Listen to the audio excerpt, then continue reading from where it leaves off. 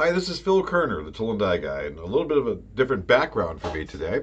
And this is Kerner Tool and Die back in 1958. And if we take a look at this guy, this last guy down here with the white shoes on, that's my father, Fritz. Well, what would normally seem like not a big deal today, I started to think about what I was doing today. It was kind of a historical moment for me, and I love history, and it's a good story, and kind of history is a bunch of good stories, right? Some better than others. So I decided after many years of service, I got this toolbox, this Gerstner toolbox that was my father's in 1975. Now my father passed away in 1969, and there's a story behind that, how I ended up with this toolbox. But that toolbox has been with me since the day I started my apprenticeship. I felt like it was always my legacy to have that toolbox. When I owned my own shop, it was in my office. And every day I walk into work and there that toolbox is, this beautiful oak Gerstner toolbox. And I refinished it back in the 80s. At that time I had a wooden Chris Craft, about a 28-foot wooden Chris Craft, and I got really good at working with wood and refinishing stuff. All right. So 1986, I brought the box home during a vacation week and refinished it. I really know how to party on my weeks off. So I refinished that box, and it made it through about 30 years. And about a year ago, it was a very hot, sticky day, and I noticed my box was tacky. And when I wiped it, the finish came right off. So I've been looking at it that way for over a year, and I'm tired of looking at it. But the story is that box is coming out of service today.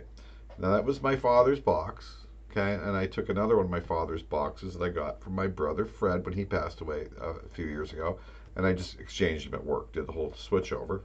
And so the Gerstner box is here today. And we're going to talk about refinishing it. But let's take a look at the box, and I'll tell you a really cool story about it. So there it is, and it's painfully obvious right from the beginning. You can see the finish is gone, all right? And for whatever reason, now that the weather's warming up here as I'm touching this, it's tacky, all right?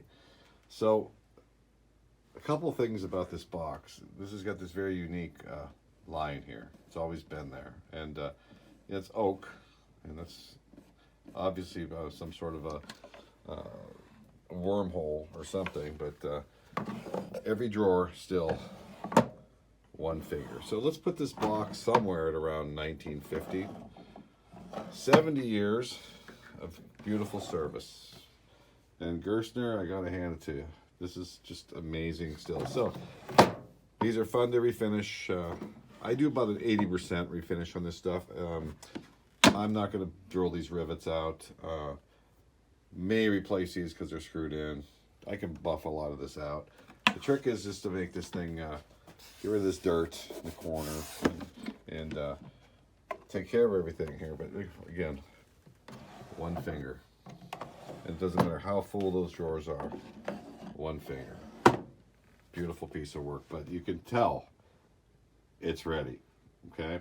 So one last thing we'll talk about at the end of the story here. I hope it shows up. Can you see that little red mark there on the mirror? That means something. I've never cleaned this mirror. I've had this box for over 40 years, and I've never cleaned this mirror, and I'll explain why in a minute.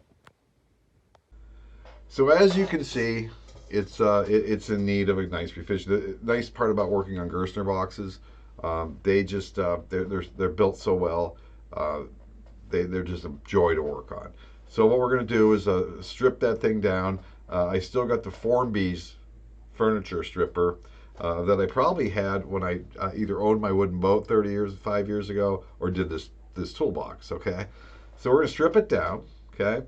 We're going to pull out all the old felt, and then we're going to refelt the drawers, but we're going to strip it down, and then because it's oak, we got to do a filler to fill in all the rough edges from the oak. Then we're going to seal it, then we're going to restain it, and then I'm trying to figure out what the best way to finish it is, all right? But the story that you need to hear is many years ago, back in the late 60s, while my father was still alive, I would go up with him on Saturdays to Kerner Tool and Die Company right here, And behind that wall back there was they did a lot of die casting dies. So everything was H13 that had to be heat treated. So it was very common for my father at 3 o'clock, 2 o'clock, 3 o'clock on a Saturday afternoon, and he called me Philip. Hey Philip, let's go up to the shop. Get to go with my dad, right? And off we go, 10-minute ride up to the shop. And I'd watch my father pull these molten blocks of H13 out of the heat treating furnace, which was the coolest thing ever when you're like 8 years old, right? And he'd pull the foil off them, and that was that. But one day we were walking by his bench, and my dad had two big benches. He was the working foreman, and he also built his own dies. And he pointed to that toolbox. He said, "That's going to be yours someday." Well, after he passed away, my brother Fred just wouldn't give me the box. And, I was 15 now. I'm still living at home. I said, "I want that toolbox." And my mother just hounded my brother until he finally said, "Come over and get the damn thing if you'll just shut up already, all right?" My brother was in his 30s and my father passed away. I was just a kid, so I needed that piece. I needed that. And I was so proud to go over. We drove over in a snowstorm, a blizzard that night to get that box. And I didn't even know there's just chunks of stuff left. And I didn't even know what the tools were, but I remembered the smell and I remembered that box. He said that was going to be mine someday. So the reason I remembered that, for some reason, my father had taken a grease marker, red, and put number 2 in the mirror on that box. All right. And I think the reason was he had two boxes, and when people wanted to borrow his tools, he would tell them, box number 2, that's where the height gauge is, or the mics are, and box number 1, that's where this is. And I never touched that mirror, and there's just a little streak of that red left from my dad. All right. So now it's time to refinish that box. All right.